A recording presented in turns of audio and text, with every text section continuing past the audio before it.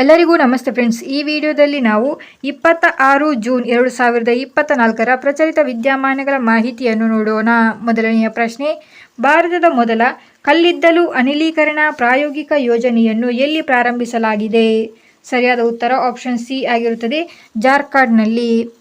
ಭೂಗತ ಕಲ್ಲಿದ್ದಲು ಅನಿಲೀಕರಣಕ್ಕಾಗಿ ಪ್ರಾಯೋಗಿಕ ಯೋಜನೆಯನ್ನು ಮೊದಲ ಬಾರಿಗೆ ಜಾರ್ಖಂಡ್ನ ಜಮ್ತಾರಾ ಜಿಲ್ಲೆಯ ಕಸ್ತಾ ಕಲ್ಲಿದ್ದಲು ಬ್ಲಾಕ್ನಲ್ಲಿ ಪ್ರಾರಂಭಿಸಲಾಗಿರುತ್ತದೆ. ಈ ಮಾಹಿತಿ ನೆನಪಿಟ್ಟುಕೊಳ್ಳಿ, ಯಾಕಂದರೆ ಇದು ಭಾರತದಲ್ಲಿ ಮೊದಲ ಬಾರಿಗೆ ನಡೆಸಲಾಗುತ್ತಿದೆ ಭೂಗತ ಕಲ್ಲಿದ್ದಲು ಅನಿಲೀಕರಣ ಪ್ರಾಯೋಗಿಕ ಯೋಜನೆ. ಸೊ ಇದನ್ನು ಯಾರು ಪ್ರಾರಂಭಿಸಿದ್ದಾರೆ ಅಂದರೆ ಈಸ್ಟರ್ನ್ ಕೋಲ್ಫೀಲ್ಡ್ ಲಿಮಿಟೆಡ್ ಸಂಸ್ಥೆ ಇದನ್ನು ಪ್ರಾರಂಭಿಸಿರುತ್ತದೆ. ಈ ಯೋಜನೆಯನ್ನು ಈಸ್ಟರ್ನ್ ಕೋಲ್ಫೀಲ್ಡ್ ಲಿಮಿಟೆಡ್ ಸಂಸ್ಥೆಯು ಸೆಂಟ್ರಲ್ ಮೈನ್ ಪ್ಲಾನಿಂಗ್ ಮತ್ತು ಡಿವೈಸ್ ಇನ್ಸ್ಟಿಟ್ಯೂಟ್ ರಾಂಚಿ ಸಂಸ್ಥೆ ಮತ್ತು ಕೆನಡಾದ ಕಂಪನಿಯಾದ ಏರ್ಗೋ ಎಕ್ಸ್ಚೇಂಜ್ ಟೆಕ್ನಾಲಜೀಸ್ ಇಂಕ್ ಸಂಸ್ಥೆಯ ಸಹಯೋಗದೊಂದಿಗೆ ಈ ಯೋಜನೆಯನ್ನು ಅನುಷ್ಠಾನಗೊಳಿಸುತ್ತದೆ. ಈ ಮಾಹಿತಿ ನೆನಪಿಟ್ಟುಕೊಳ್ಳಿ.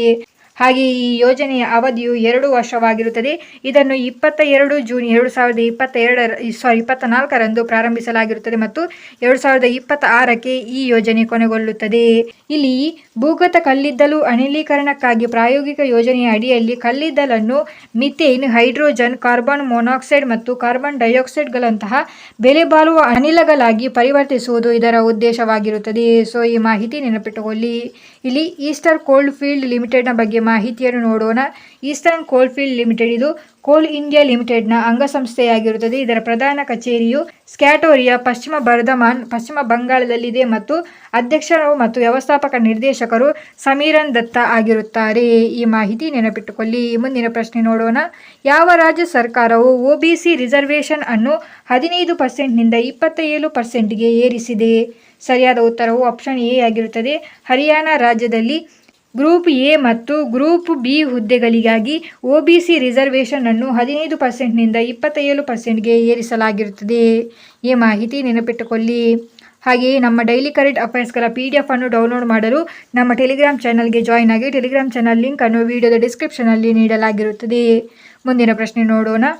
ಭಾರತದಲ್ಲಿ ಯಾವ ಗ್ರಾಮವನ್ನು ಮಿಲಿಯನೇರ್ಗಳ ಗ್ರಾಮ ಎಂದು ಕರೆಯಲಾಗುತ್ತದೆ? ಸರಿಯಾದ ಉತ್ತರವು ಆಪ್ಷನ್ ಡಿ ಆಗಿರುತ್ತದೆ, ಹಿವಾರೆ ಬಜಾರ್ ಗ್ರಾಮವನ್ನು ಕರೆಯಲಾಗುತ್ತದೆ. ಇದರ ಬಗ್ಗೆ ಮಾಹಿತಿಯು ಭಾರತದಲ್ಲಿ ಮಿಲಿಯನೇರ್ಗಳ ಗ್ರಾಮ ಅಥವಾ ವಿಲೇಜ್ ಆಫ್ ಮಿಲಿಯನೇರ್ಸ್ ಎಂದು ಮಹಾರಾಷ್ಟ್ರದ ಅಹಮದಾಬಾದ್ ನಗರ ಜಿಲ್ಲೆಯಲ್ಲಿರುವ ಹಿವಾರೆ ಬಜಾರ್ ಅನ್ನು ಕರೆಯಲಾಗುತ್ತದೆ. ಸೊ ಈ ಮಾಹಿತಿ ನೆನಪಿಟ್ಟುಕೊಳ್ಳಿ, ಮಿಲಿಯನೇರ್ಸ್ಗಳ ಗ್ರಾಮ ಎಂದು ಹಿವಾರೆ ಬಜಾರ್ ಗ್ರಾಮವನ್ನು ಕರೆಯಲಾಗುತ್ತದೆ. ಇದರ ಬಗ್ಗೆ ಮಾಹಿತಿ, ಇಲ್ಲಿ 300ಕ್ಕೂ ಹೆಚ್ಚು ಕುಟುಂಬಗಳು ವಾಸಿಸುತ್ತದೆ ಎಂದು ತಿಳಿಸಲಾಗಿದೆ ಹಾಗೂ 70ಕ್ಕೂ ಹೆಚ್ಚು ಕುಟುಂಬಸ್ಥರು ಇಲ್ಲಿ ಸುಸ್ಥಿರ ಕೃಷಿ ಮತ್ತು ಸಮುದಾಯ ಉಪಕ್ರಮಗಳ ಮೂಲಕ ಮಿಲಿಯನೇರ್ಗಳ ಸ್ಥಾನವನ್ನು ಪಡೆದುಕೊಂಡಿದ್ದಾರೆ ಎಂದು ಹೇಳಿದೆ. ಇಲ್ಲಿ ಈ ಗ್ರಾಮದಲ್ಲಿ 80 ಮಿಲಿಯನೇರ್ಸ್ಗಳು ಇದ್ದಾರೆ ಎಂದು ತಿಳಿಸಿದ್ದಾರೆ ಮತ್ತು ಇವರೆಲ್ಲರೂ ರೈತರು ಎಂದು ತಿಳಿಸಿದ್ದಾರೆ. ಸೊ ಈ ಮಾಹಿತಿ ನೆನಪಿಟ್ಟುಕೊಳ್ಳಿ. ಭಾರತದಲ್ಲಿ ಮಿಲಿಯನೇರ್ಗಳ ಗ್ರಾಮ ಅಥವಾ ವಿಲೇಜ್ ಆಫ್ ಮಿಲಿಯನೇರ್ಸ್ ಎನ್ನುವ ಪಟ್ಟವನ್ನು ಪಡೆದ ಗ್ರಾಮ ಯಾವುದಾಗಿರುತ್ತದೆ ಅಂದರೆ ಹಿವಾರೆ ಬಜಾರ್ ಆಗಿರುತ್ತದೆ. ಈ ಮಾಹಿತಿ ನೆನಪಿಟ್ಟುಕೊಳ್ಳಿ. ಮುಂದಿನ ಪ್ರಶ್ನೆ ನೋಡಿ. 1 ವೀಕ್ 1 ಥೀಮ್ ಎನ್ನುವ ಅಭಿಯಾನವನ್ನು ಯಾರು ಪ್ರಾರಂಭಿಸಿದರು? ಸರಿಯಾದ ಉತ್ತರವು ಆಪ್ಷನ್ ಎ ಆಗಿರುತ್ತದೆ, ಜಿತೇಂದ್ರ ಸಿಂಗ್ ಅವರು ಪ್ರಾರಂಭಿಸುತ್ತಾರೆ. ಜಿತೇಂದ್ರ ಸಿಂಗ್ ಇವರು ವಿಜ್ಞಾನ ಮತ್ತು ತಂತ್ರಜ್ಞಾನ ಸಚಿವರು ಆಗಿರುತ್ತಾರೆ ಮತ್ತು ಭೂ ವಿಜ್ಞಾನ ಸಚಿವರು ಕೂಡ ಆಗಿದ್ದಾರೆ. ಇವರು ಜೂನ್ 24ರಂದು 1 ವೀಕ್ 1 ಥೀಮ್ ಎನ್ನುವ ಅಭಿಯಾನವನ್ನು ಇಲ್ಲಿ ಪ್ರಾರಂಭಿಸಿದ್ದಾರೆ. ಇದರ ಪ್ರಕಾರ ವಿಜ್ಞಾನ ಮತ್ತು ತಂತ್ರಜ್ಞಾನದ ವಿವಿಧ ಸ್ಕೀಮ್ಗಳಲ್ಲಿ ಭಾರತದ ಇತ್ತೀಚಿನ ಯಶಸ್ಸಿನ ಕಥೆಗಳನ್ನು ಪ್ರದರ್ಶಿಸುವುದು ಇದರ ಪ್ರಾಮುಖ್ಯತೆ ಆಗಿರುತ್ತದೆ. ಸೊ ಈ ಮಾಹಿತಿ ನೆನಪಿಟ್ಟುಕೊಳ್ಳಿ. ಮುಂದಿನ ಪ್ರಶ್ನೆಯನ್ನು ನೋಡೋಣ. ಯಾರು ಅಂತಾರಾಷ್ಟ್ರೀಯ T20ಯಲ್ಲಿ 200 ಸಿಕ್ಸಸ್ಗಳನ್ನು ಬಾರಿಸಿದ ಮೊದಲ ಬ್ಯಾಟರ್ ಎನ್ನುವ ಹೆಗ್ಗಳಿಕೆಗೆ ಪಾತ್ರರಾದರು? ಸರಿಯಾದ ಉತ್ತರವು ಆಪ್ಷನ್ ಸಿ ಆಗಿರುತ್ತದೆ, ರೋಹಿತ್ ಶರ್ಮಾ ಅವರು.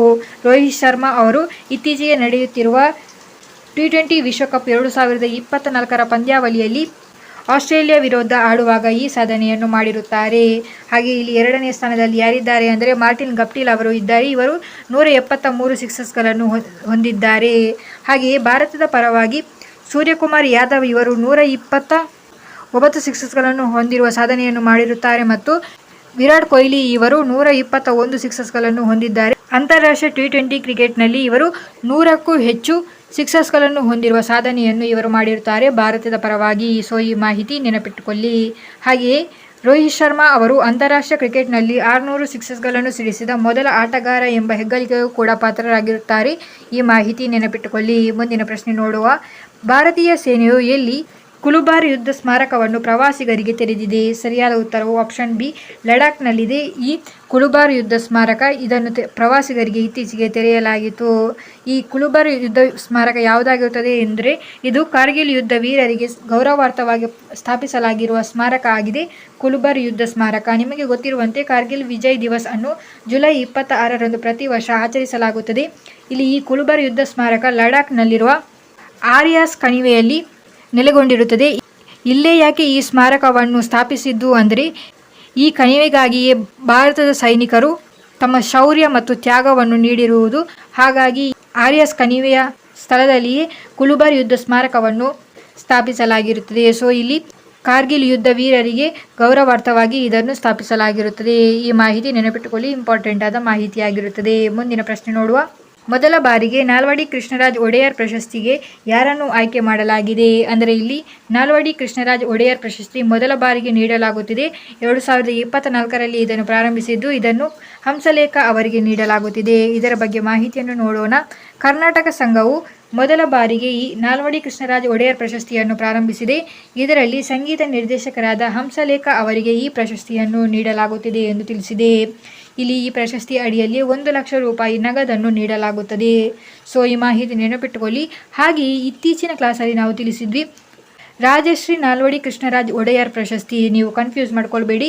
ರಾಜಶ್ರೀ ನಾಲ್ವಡಿ ಕೃಷ್ಣರಾಜ ಒಡೆಯರ್ ಪ್ರಶಸ್ತಿಯನ್ನು ಕನ್ನಡ ಜನಶಕ್ತಿ ಕೇಂದ್ರ ನೀಡುತ್ತದೆ. ಹಾಗೆಯೇ ನಾಲ್ವಡಿ ಕೃಷ್ಣರಾಜ ಒಡೆಯರ್ ಕಾಯಿ ನಾಲ್ವಡಿ ಕೃಷ್ಣರಾಜ ಒಡೆಯರ್ ಪ್ರಶಸ್ತಿಯನ್ನು ಕರ್ನಾಟಕ ಸಂಘವು ನೀಡುತ್ತದೆ. ಸೊ ಇಲ್ಲಿ ಕನ್ನಡ ಜನಶಕ್ತಿ ಕೇಂದ್ರ ನೀಡುವ 2024ನೇ ಸಾಲಿನ ರಾಜಶ್ರೀ ನಾಲ್ವಡಿ ಕೃಷ್ಣರಾಜ ಒಡೆಯರ್ ಪ್ರಶಸ್ತಿಯನ್ನು ಯಾರಿಗೆ ನೀಡಲಾಯಿತು ಅಂದರೆ HN ನಾಗಮೋಹನ ದಾಸ್ ಅವರಿಗೆ ನೀಡಲಾಯಿತು. ಮತ್ತು ಕರ್ನಾಟಕ ಸಂಘ ನೀಡುವ ನಾಲ್ವಡಿ ಕೃಷ್ಣರಾಜ ಒಡೆಯರ್ ಪ್ರಶಸ್ತಿಯನ್ನು ಹಂಸಲೇಖ ಅವರಿಗೆ ನೀಡಲಾಗಿರುತ್ತದೆ. ಸೊ ಕನ್ಫ್ಯೂಸ್ ಮಾಡ್ಕೊಳ್ಬೇಡಿ, ಮಾಹಿತಿಯನ್ನು ನೆನಪಿಟ್ಟುಕೊಳ್ಳಿ. ಮುಂದಿನ ಪ್ರಶ್ನೆ ನೋಡಿ.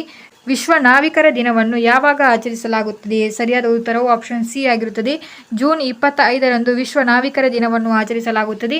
2010ರಲ್ಲಿ ಮೊದಲ ಬಾರಿಗೆ ಈ ವಿಶ್ವ ನಾವಿಕರ ದಿನವನ್ನು ಆಚರಿಸಲಾಯಿತು. ಇದನ್ನು ಯಾರು ಆಚರಿಸಲಾಗುತ್ತೆ ಅಂದರೆ ಇಂಟರ್ನ್ಯಾಷನಲ್ ಮ್ಯಾರಿಟೈಮ್ ಆರ್ಗನೈಸೇಷನ್ ಈ ವಿಶೇಷ ದಿನವನ್ನು ಆಚರಿಸುತ್ತದೆ. ಸೊ ಈ ಮಾಹಿತಿ ನೆನಪಿಟ್ಟುಕೊಳ್ಳಿ.